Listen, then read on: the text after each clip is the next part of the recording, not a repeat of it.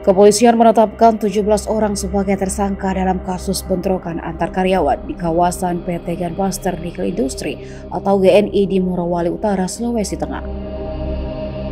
Kabid Humas Polda Sulawesi Tengah Kombes Pol Didik Supranoto mengatakan, sejauh ini pelaku yang ditangkap sebanyak 71 orang. Didik mengatakan 17 orang yang ditetapkan sebagai tersangka merupakan dari 33 orang yang telah diperiksa. Sementara itu 16 orang lainnya hanya dikenakan wajib lapor karena tidak terbukti bersalah dalam aksi bentrokan kemarin. Bentrok antara pekerja lokal dan tenaga kerja asing terjadi di kawasan industri smelter nikel PT Gunbuster Nickel Industri atau GNI pada Minggu 15 Januari kemarin. Dilaporkan akibat kericuhan itu 2 orang meninggal dunia.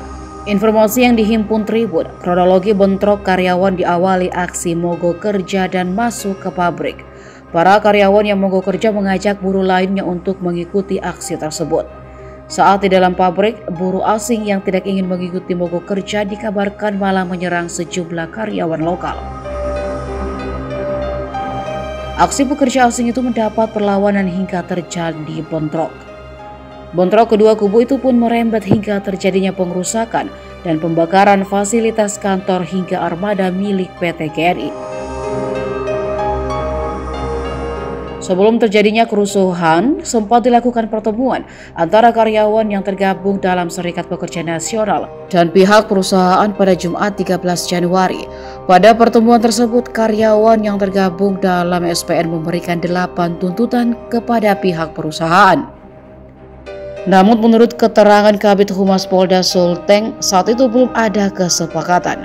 Belum adanya kesepakatan tersebut membuat karyawan yang tergabung dalam SPN memberikan surat pemberitahuan untuk melakukan aksi mogok kerja.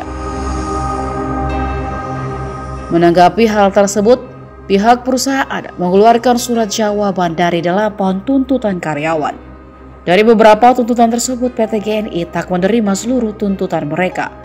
Hal ini membuat karyawan melakukan aksi mogok kerja di lokasi perusahaan dan memaksa masuk ke lokasi PT GNI.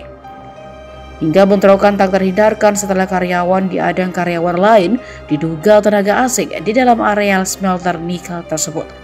Akibatnya bentrokan karyawan pun pecah. Bahkan sejumlah kendaraan dibakar massa serta beberapa karyawan terluka.